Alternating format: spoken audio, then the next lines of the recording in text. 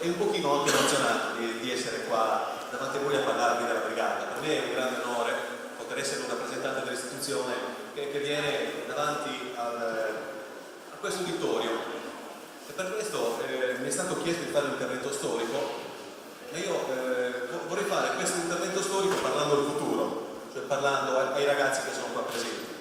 Vorrei utilizzare qualche parola più semplici rispetto a quelle che si usano di solito, per far capire a tutti, soprattutto ai più piccoli, un pochino le gesta della Brigata Sassari. Ho preparato alcune lastrine, alcune immagini che mi possono dare una mano durante questa chiacchierata e possono mettere in evidenza alcuni punti. Innanzitutto vorrei chiedere ai ragazzi se sanno che cosa rende differenti un popolo da un altro. Beh, cerco di aiutarvi io. Ciò che rende differente un popolo da un altro è la loro cultura. La loro cultura è l'insieme delle credenze, delle conoscenze, del modo di essere di un popolo, degli oggetti che usano, di come lavorano, di dove abitano e se vogliamo anche della loro storia. Quindi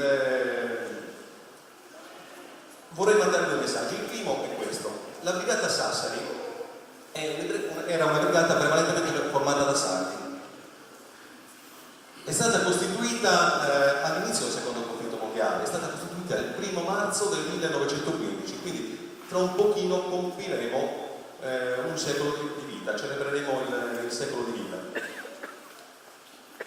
Ed essendo interamente formata da sardi, rispecchiava un pochino tutte quelle caratteristiche che avevano i sardi. Sono andato a leggere qualche libro dell'epoca, anche per vederle, e già all'epoca dicevano che i sardi, tutti i sardi della brigata, sapete com'erano? Erano coraggiosi, erano quasi temerari addirittura, dice questo libro. Avevano un grande senso dell'onore e oltre a questo avevano anche un senso della comunità. Questo quale lo si vede anche dal motto, dal grido di guerra che utilizzavano, che è la forza pax, avanti tutti insieme. Quindi avevano questo rispetto verso la comunità e nutrivano un senso del dovere verso questa comunità. Tutte queste caratteristiche facevano parte della popolazione della Sardegna. La Brigata Sassari, essendo fatta da sardi, combattuta da sardi,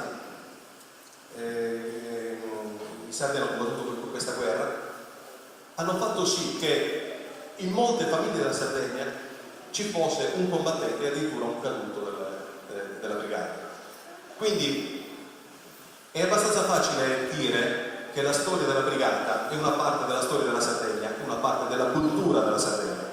Che lo vogliamo? Fatta questa premessa, ho messo un paio di note di Mandas. Io non ero mai stato a Mandas e ho scoperto che Mandas è un luogo importante. Lo è dalla storia, ma sono andato a scartabellare e mi sono reso conto degli abitanti di Mandas, 2317. È giusto? Questo qua è il dato di 100 anni fa, del censimento del 1911. Questa è la popolazione di Mandas quando, poco prima che l'Italia entrasse in guerra. Mi sono reso conto che Mandas era importante. Perché? Perché all'epoca era il capoluogo di un mandamento, cioè di un gruppo di comuni. C'aveva diversi servizi. Mi sono reso conto che c'era una strada di seconda classe. Tenete presente che le strade di prima classe qua in Sardegna ce n'era solo una, che era la Carrofelice. La strada di seconda classe invece collegava i capoluoghi di provincia con i centri più importanti. La strada di seconda classe passava per Mandas. C'era una ferrovia che ci passava. Era sede di pretura, quindi era un posto importante, oltre alla storia pregressa che c'era prima del 1900. Si capisce chiaramente che era un luogo di riguardo. Anche in quel momento era un luogo di riguardo. E continuando nella mia ricerca, Mandas era definito in quegli anni, all'inizio Novecento, un territorio di grande fertilità, altissima la produzione di cereali, cioè ci coltivavano i cereali, ci coltivavano il grano per poter mangiare. Coltivavano grano, orzo, fave, vino, olio, bestiame e selvaggina, ed era importante anche per le cave di marmo. Quindi qua c'era un albergo, non era facile, una trattoria, non era facile trovare in Sardegna degli alberghi delle trattorie, c'erano soltanto nei centri un pochino più grandi, e Mandas era uno di questi. C'aveva un notaio, c'aveva una farmacia, ho scritto anche il nome del farmacista, del notaio dell'epoca, anzi di notai ne aveva due, cioè significava che c'erano molti affari, molti scambi commerciali. C'era un medico, il medico a quell'epoca, che non c'era il servizio sanitario nazionale, sapete chi lo pagava? Lo pagava il sindaco, il comune. Il sindaco riceveva un budget e con quel budget, con quei soldini, pagava tutti i servizi del comune. E poi c'era anche un appaltatore dei razzi. Poi ho continuato a scartabellare su Mandas. Perché ho fatto questo? Perché è un po' una caratteristica di noi militari. Abbiamo, se vogliamo, una deformazione professionale. Quando andiamo in un posto ci informiamo sulla cultura del posto. Quando andiamo in operazione ci informiamo della cultura del popolo dove andiamo a operare. E quindi prima di venire qua, la mia missione oggi era qua a parlare davanti a voi, è soltanto un po' scartabellare su Mandas. Ho fatto una piccola ricerca e questi qua sono caduti di Mandas, quelli della prima guerra mondiale, quelli a cui oggi abbiamo reso gli onori, anche quelli a cui oggi abbiamo reso gli onori, quelli che abbiamo voluto ricordare, ma non sono solo questi, sono anche questi. E se guardate magari troverete qualche nome che è simile al vostro, vuol dire che tramandando i nomi voi fate parte della famiglia di questi caduti, e ce n'è anche un'altra. Sono 33 i caduti che ho registrato io nella mia guerra. Quindi questa è la mia piccola ricerca storica per rendermi conto io stesso di come fosse questo paese che non avevo mai visitato, e sono venuto qua con uno spirito diverso. Però oggi parleremo della Brigata Sassari nella prima guerra mondiale. Ecco, se si vedono le nostre mostrine.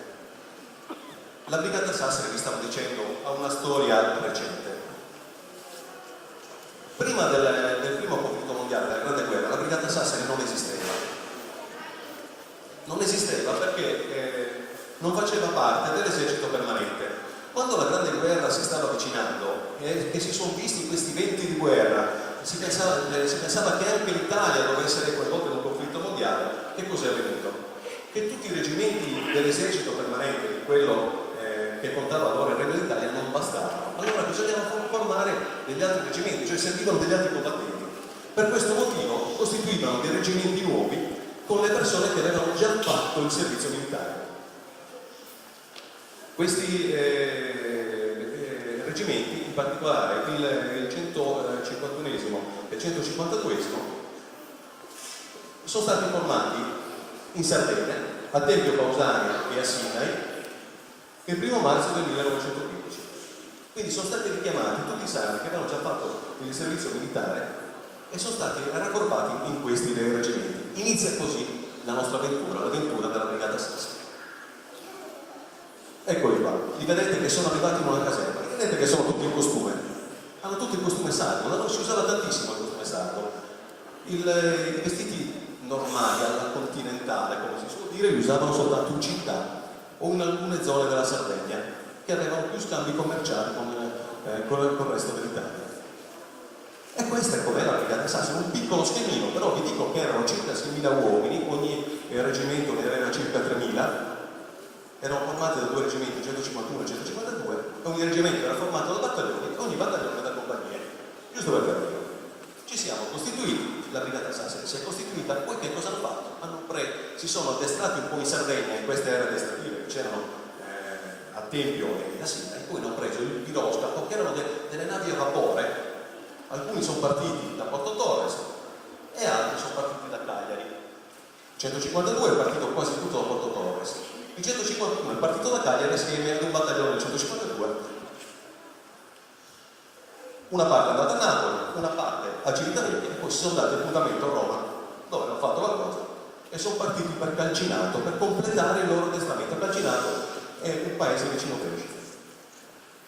Dopodiché sono andati sul fronte isontino, li hanno mandati sul fronte isontino dove hanno ricevuto la bandiera di guerra. Ho utilizzato una parola, probabilmente è un qualcosa di strano. Che cos'è il fronte isontino?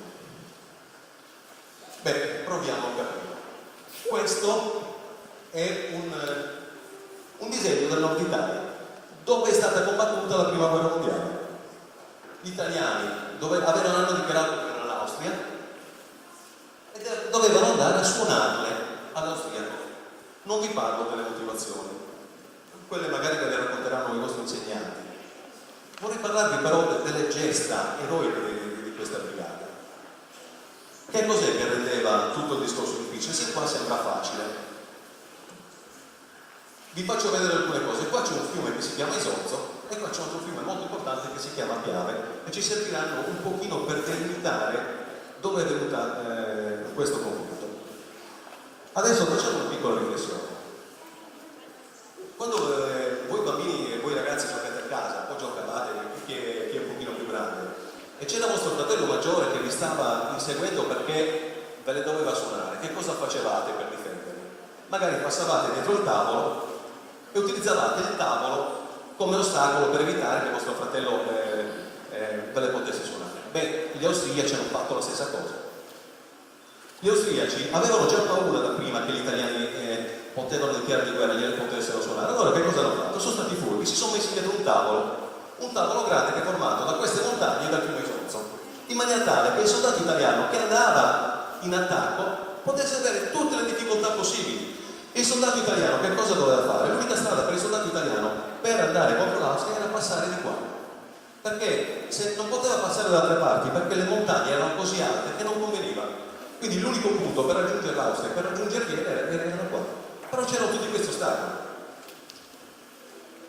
E questo è il terreno dove maggiormente ha combattuto la brigata.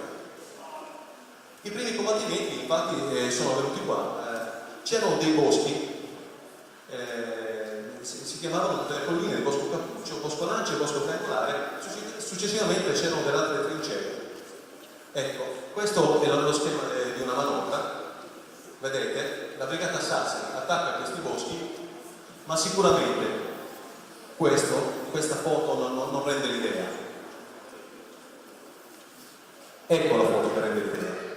Guardate quanto era difficoltoso. Vediamo delle montagne e i soldati della Sassari con il loro fucile si dovevano attaccare qua, su queste colline. Era un attacco di fronte con tutte le difficoltà possibili e immaginabili. Il loro compito era quello di combattere in queste zone. Sono stati bravi. Gli stati maggiori, i comandi superiori hanno detto vediamo quanto sono bravi questi della Sassari e proviamo a vedere che cosa fanno. Sono stati così bravi che sono riusciti a conquistare queste cime. Questo è soltanto un momento di approfondimento. È la poesia scritta da Ungaretti che si chiama C'era una volta e parla di Bosco Cappuccio. Vuole essere solo uno spunto per voi per andare a cercare, perché parla di quei boschi di cui ho parlato prima, dove ha combattuto la brigata Sassari, accanto a Giuseppe Ungaretti che ha combattuto negli stessi territori. Ecco qua un'altra cosa molto importante: la trincea delle frasi e la trincea dei razzi. I comandi superiori hanno visto che eravamo bravini nel combattimento, dico bravini perché voglio fare un pochino il modesto, però i sassarini di quell'epoca sono cavati veramente bene. Allora hanno provato ad andare su queste due trincee. Perché li hanno mandati qua? Perché ci avevano provato prima di loro 4 brigate di fanteria e un reggimento di bersaglieri, cioè circa 25.000 persone, e non c'erano riusciti. Non erano riusciti ad espugnare. Allora hanno provato a dire proviamo a vedere che cosa fa la Sassari. Beh, la Sassari ci si mette in impegno. Il 151esimo attacca la trincea delle frasi, il 152 la trincea dei razzi e riescono a conquistarle. Perché? Perché dobbiamo rendere grazie a questi due signori. che sono il tenente colonnello pugliese e il maggiore dei Sì. Perché sono importanti loro, soprattutto il maggiore dei Sì? Perché hanno inventato qualcosa di nuovo, hanno scoperto qualcosa di nuovo, hanno sfruttato il carattere dei sardi. I sardi erano abituati a fare che cosa? A fare i pastori, a fare i contadini. I pastori che cos'è che fanno? Si guardano le pecore, si guardano le gregge, perché altrimenti si correva il rischio che c'erano i ladri di bestiame che glielo rubavano, quindi erano abituati a muoversi di notte in silenzio, a fare in modo che tutte le cose le potessero costituire. Diciamoci anche chiaramente, però è un piccolo segreto, che erano abituati anche a rubare il gregge. Qualcuno abituato a rubare il gregge c'era, ed sono state queste proprio quelle persone che il maggiore di Sì si è messo vicino e ha fatto un discorsetto e ha detto: dobbiamo conquistare questa trincea. E che cos'è che hanno fatto?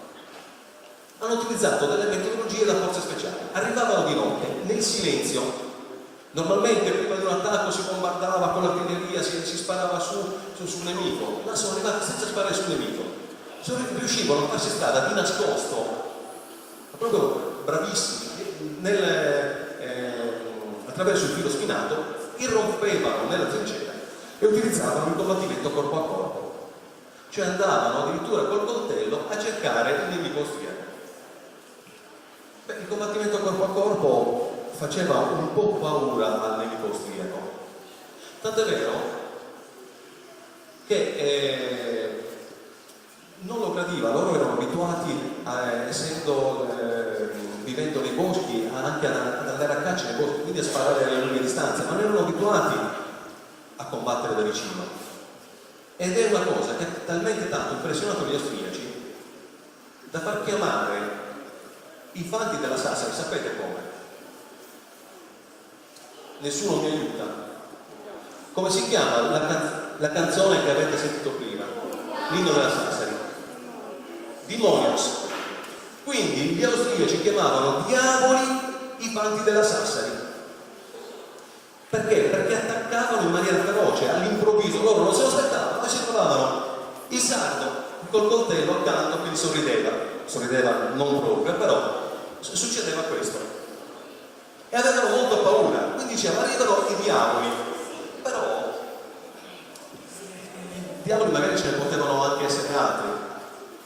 I sardi erano diventati diavoli rossi perché avevano queste mostrine che con l'acqua che avevano preso, probabilmente allora erano in stoffa, avevano stinto ed erano diventati di quel colore rosso che aveva fatto denominare la brigata Rotentorte, cioè diavoli rossi. Inizia il mito della brigata con queste azioni ardite. Altra poesia di San Martino sul Carso. Questa è un'immagine molto cruda delle trincee. E andiamo avanti. Dopo che hanno combattuto sull'Isonzo, che cosa succede? Che gli austriaci iniziano a farsi furbi e dice: beh, la guerra non è che può continuare a lungo, vediamo che cosa si può fare. Allora fanno i furbi e provano ad attaccare da un'altra parte, ai confini con l'Italia, esattamente ai confini con l'Italia di allora, esattamente sull'altopiano di Asiago. Arrivano in tanti e provano ad attaccare là. Se gli austriaci attaccavano là, significava che accerchiavano, cioè aggiravano i mostri, un pochino come quando c'è una banda che sta inseguendo qualche bambino, quella banda lo circonda. Qua sarebbe accaduta la stessa cosa. Era un'azione che l'Italia non si poteva permettere. E allora che cosa succede? Che la brigata Sassari, assieme ad altre unità, viene presa e viene mandata su altopiano di Asiago. Era un compito facile? Non credo. Perché se guardate, era una situazione critica. Qua c'era l'esercito austro-ungarico, qua c'erano gli alpini che stavano indietreggiando perché l'esercito austro-ungarico li stava spingendo ed erano arrivati quasi al ciglio di questa montagna che era il Monte Spini. Arriva nella brigata e fortunatamente da una mano il battaglione della Sassari e dall'altra mano il battaglione degli alpini hanno ristabilito la situazione, anche perché l'esercito austriaco è stato un po' fiaccato da questa avanzata. E cosa ha fatto l'austriaco? Sono tornati indietro. Questo era l'ultimo pezzettino che dovevano difendere. Se avessero perso questo pezzo di terra sarebbero andati prima a Poza e poi sarebbero scesi direttamente a Vicenza. cioè avrebbero portato a termine il loro scopo, quello di entrare in Italia. Quindi gli è stato impedito. Poi sono tornati indietro e si sono messi su queste montagne, esattamente su Monte Moscia e Monte Zebio, cioè hanno arretrato un pochino. Queste montagne, come vedete, sono molto alte, era molto difficile per la brigata conquistarle, però ci sono stati un anno e hanno tenuto il nemico a bada per un anno. Ma quest'anno che vi sto nominando vi ricorda qualcosa? C'è qualcuno che ha letto il libro di Emilio Lussu, Un anno sull'altipiano? I giovani un po' meno, vedo qualcuno con qualche anno in più che annuisce. Ecco, quell'anno sull'altipiano si è combattuto qua.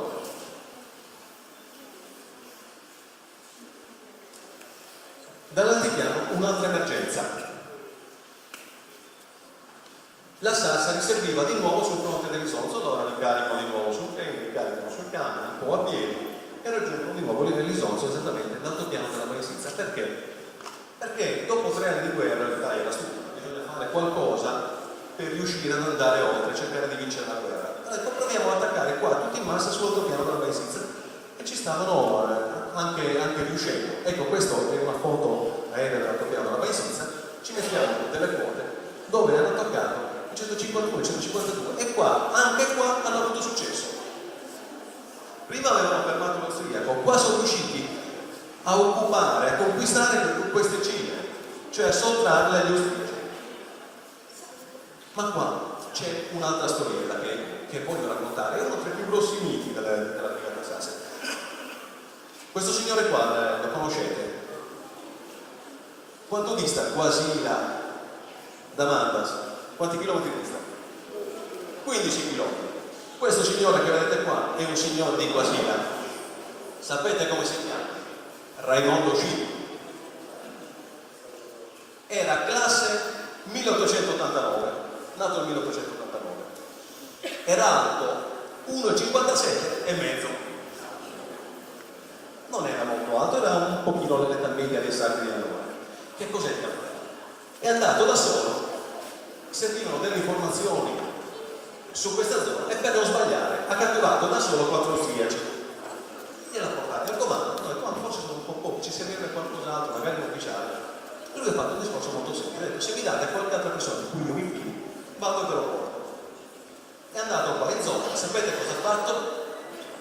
Ne ha portato altri 43, di cui 2 ufficiali. Cioè, in poche persone sono andate a catturare degli austriaci da soli.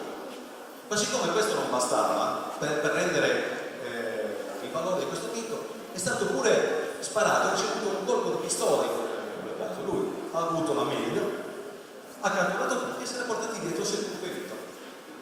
Uno di Quasila, non so se ci sia rivalità tra Mandas e Quasila, però sappiate che ha fatto un gesto veramente eroico, e per questo gesto eroico ha ricevuto 2 grossi riconoscimenti.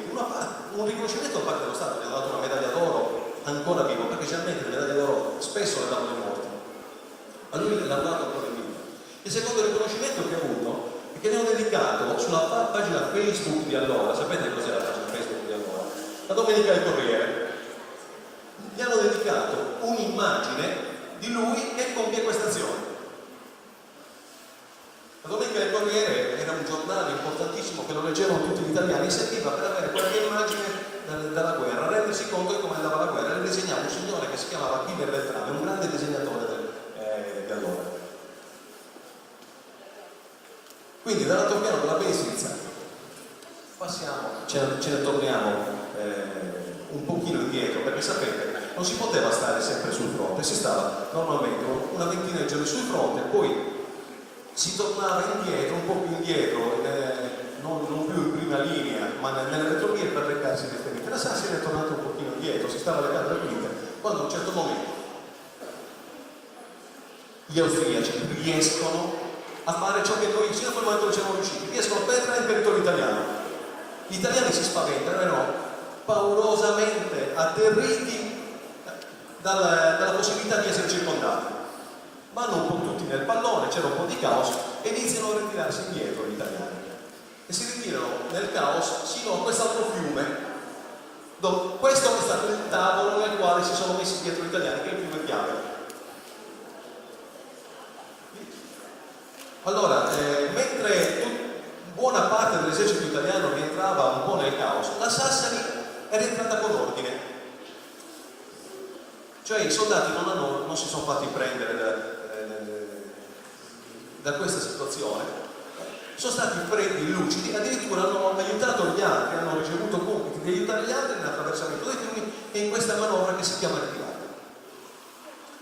Ci sono stati dei combattimenti mostruosi e molto duri, però sono riusciti a conservare la testa sino a quando siamo arrivati al ponte della Priula col capitano Cosimo. Eccolo qua, lo vedete il ponte della Priula che viene ricostruito, quando, come è stato detto da chi mi ha preceduto, i sardi si sono messi tutti assieme e hanno marciato sul ponte della Priula a dire al nemico: noi ci stiamo ritirando ma non abbiamo paura.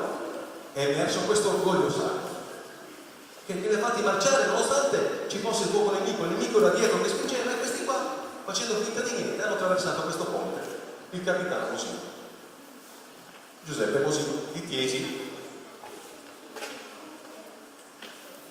A questo punto che cosa succede? Succede che gli austriaci erano contentissimi che erano riusciti a penetrare nel territorio italiano ed essendo così contenti si sono accorti che sempre sull'altopiano potevano andare avanti e sono andati avanti. Vedete dove c'è questa zona più scura, hanno occupato tutti questi posti. Allora hanno chiamato la Sassari per conquistare Col del Rosso e Col d'Ecele.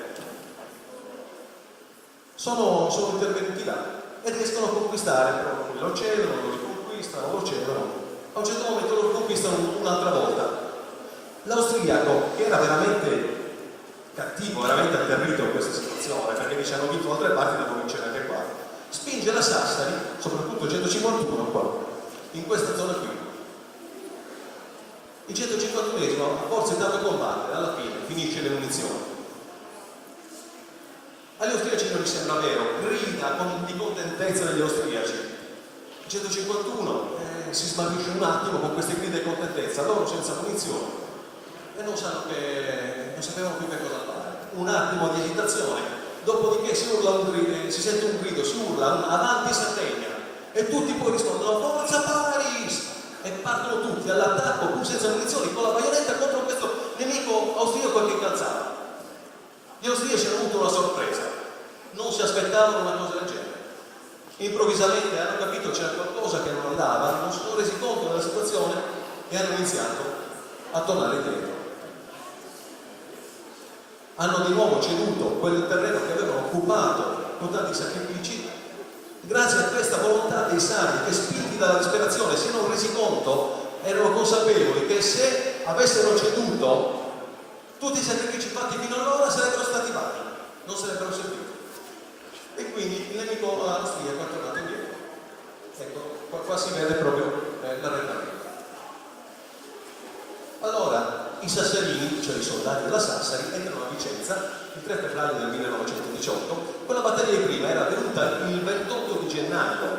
Il 28 gennaio per noi è stata una cosa così importante che ancora oggi è la festa dei reggimenti della brigata. Il 3 febbraio entrano a Vicenza e la popolazione di Vicenza erano così tanti, hanno fatto una grande festa alla brigata Sassari che andava a Vicenza e hanno messo anche questi volantini, questi manifesti sui muri per dire grazie alla brigata. Altro problema grosso, abbiamo detto che tutto l'esercito era sul fiume Piave. L'esercito si era spostato indietro, si erano messi davanti al tavolo del fiume Piave. Che cosa succede? Purtroppo succede, ecco, vedete la parte scura, quello era il territorio in possesso degli austriaci. Gli austriaci riescono a passare il Piave dall'altra parte in due punti, ma quello che interessava a noi soprattutto era la zona di San Donato di Piave. Passano questo fiume ed erano praticamente a Venezia. Se avessero continuato allora bisognava per forza fermarli. Cosa hanno fatto? Indovinate chi mandano? Chi è che hanno mandato? La brigata Sassari. L'hanno mandata assieme agli arditi. Attaccano, dei giorni di combattimento durissimo, veramente duro. la ravvicina Torboni, anche qua la brigata Sassari, vedete, attacca, fa l'ultimo attacco e riesce a respingere il nemico, ripristinando, facendo ritornare la situazione come era prima. Come va a finire questa storia?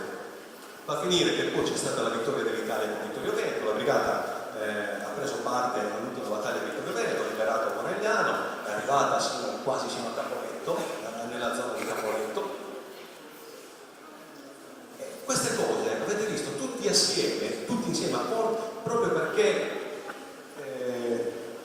hanno combattuto l'uno per l'altro, hanno dimostrato il loro valore. Questo valore è stato riconosciuto dall'istituzione, che ha dato 2 medaglie d'oro per ciascun reggimento e anche una croce di cavaliere dell'ordine militare di Savoia. Che cosa significa questa? Significa che è stata la prima, la brigata, i reggimenti della brigata sono stati quelli che hanno avuto più decorazioni nel conflitto, cioè i più valorosi di tutto il conflitto. Quei reggimenti al termine della guerra dovevano sciogliere, perché non erano un esercito permanente, erano un esercito che era stato richiamato soltanto per fare la guerra, poi sarebbero dovuti essere sciolti. Beh, grazie al valore dimostrato dai sardi, dalla Sardegna, che hanno fatto in modo che la loro brigata fosse cucita sulle loro caratteristiche, quindi la brigata Sassari aveva le caratteristiche di tutti i sardi della Sardegna che davano quel valore aggiunto all'unità militare. Questa brigata è stata conservata in vita ed esiste ancora perché i sassarini 100 anni fa sono stati bravi a prendere queste medaglie. Ma queste qua sono le medaglie collettive, cioè tutti assieme hanno combattuto. Diamo uno sguardo alle medaglie individuali. Sia ordine militare di Savoia, 9 medaglie d'oro all'oro militare, 405 medaglie d'argento all'oro militare, 551 medaglie di bronzo. Sommatele un attimo, fa quasi 1000. Ci sono stati 1000 soldati della brigata che hanno fatto delle azioni veramente importanti, tali da dare la medaglia. 1000, non stiamo parlando di uno, stiamo parlando di 1000 soldati. Quindi oltre a tutti che hanno combattuto tutto assieme, hanno preso tutti quei riconoscimenti, anche questi 1000 soldati sono riusciti ad avere l'onore. Vediamo un pochino i costi adesso. Questa è la pagina brutta. La pagina brutta sono i costi di questa guerra. Ci sono delle cose belle e delle cose brutte. Questa è una di quelle cose che si dicono con le date. Il costo della Sardegna di questa guerra è stato di 13.602 perduti combattuti. Questo è il punto della guerra. Abbiamo raccontato con tanta passione, con tanta enfasi ciò che hanno fatto i sassarini dell'epoca. Però la guerra non è una cosa brutta. La guerra è una cosa brutta. E quindi voglio concludere questa chiacchierata, questo mio piccolo intervento, molto modesto, riallacciandomi al punto dal quale sono partito, la cultura. Quindi la storia, questo è il secondo messaggio della storia, che fa parte della cultura dei popoli, che fa parte della cultura della Sardegna, ma fa parte della cultura di tutti i popoli moderni, deve fare una cosa, ci deve consentire di capire dove abbiamo sbagliato, quali sono stati i nostri errori. Un po' tutte le nazioni dopo questa esperienza, soprattutto dopo quella della prima guerra mondiale, hanno capito bene che cosa significava la guerra, hanno capito bene che cos'è la pace. E adesso tutte le nazioni moderne cercano di raggiungere questa pace. Anche l'Italia cerca di raggiungere la pace a qualunque costo. La brigata Sassari ancora oggi è disponibile a fare in modo che si raggiunga la pace. Diamo il nostro contributo alla pace, ve lo dico da sassarino, siamo pronti a tutto per mantenere la pace, nella speranza che raggiungiamo tutti un futuro migliore. Grazie.